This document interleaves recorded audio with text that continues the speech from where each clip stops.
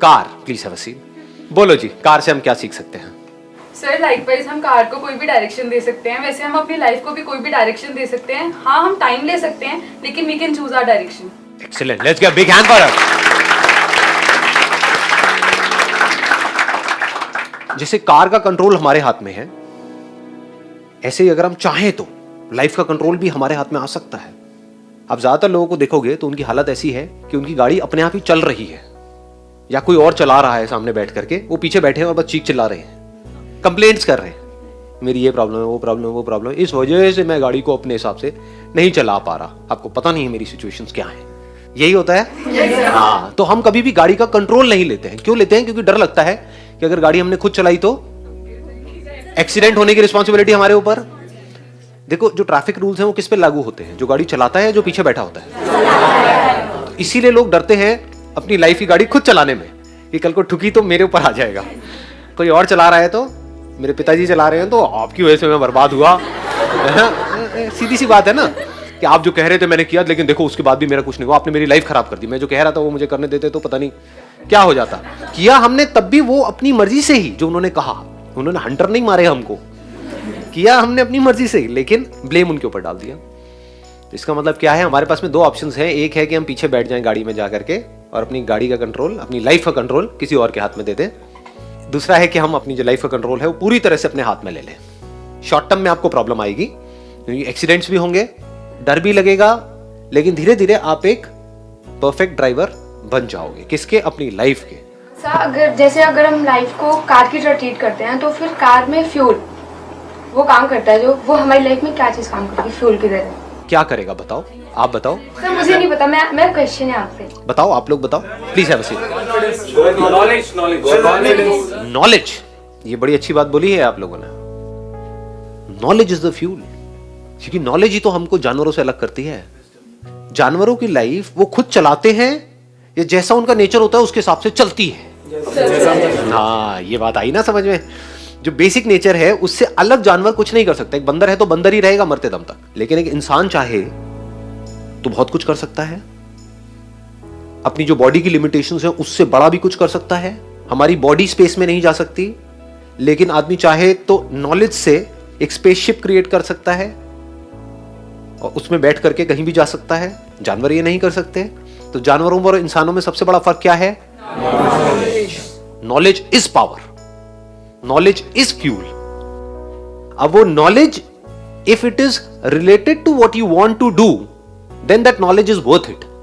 उसके अलावा कुछ नॉलेज इकट्ठी कर रहे हो तो वो यूजलेस है, वो गार्बेज है। अब आपको देखना है आपकी लाइफ में जो नॉलेज है आपके माइंड में कितनी काम की है और कितनी गार्बेज है, कितना हमने कचरा भरा हुआ है। न्यूज़पेपर्स में जो कुछ है वो क्या है? 99% गार्बेज। जिस भी फील्ड में आप जाना चाहते हो उस फील्ड में ही अगर आप नॉलेज एक्वायर करना चाहो, उसी फील्ड से related, for example it is photography, तो कितनी नॉलेज एक्वायर कर सकते हो? कोई लिमिट है? अनलिमिटेड है। तो आपके पास में अनलिमिटेड फ्यूल है। उस अनलिमिटेड फ्यूल के बेस पर आप कहीं भी जा सकते हो।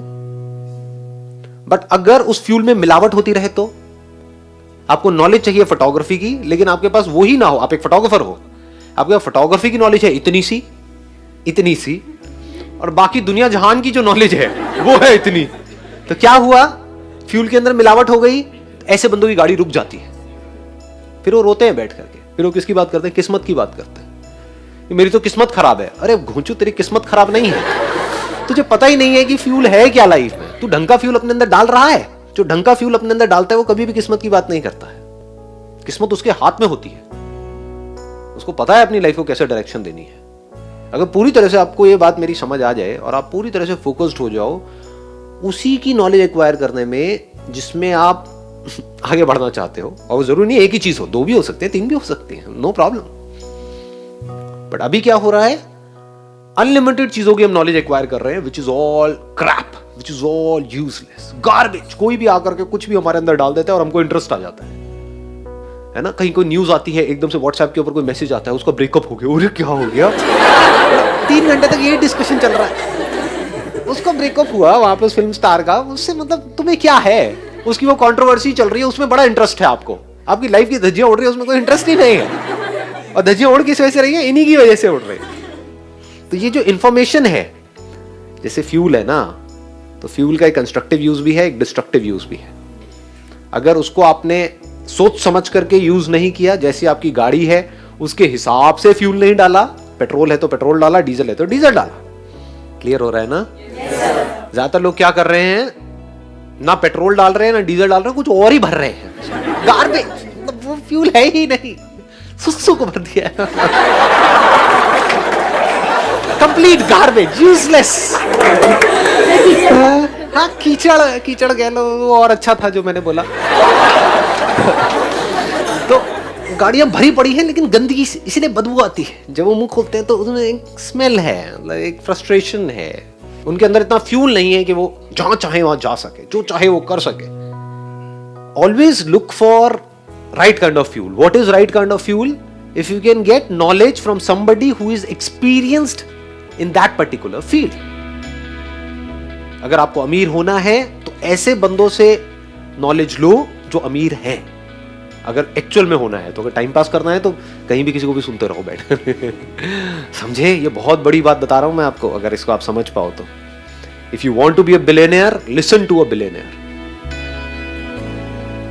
इतना अमीर नहीं होना है तो मुझे सुन सकते हैं।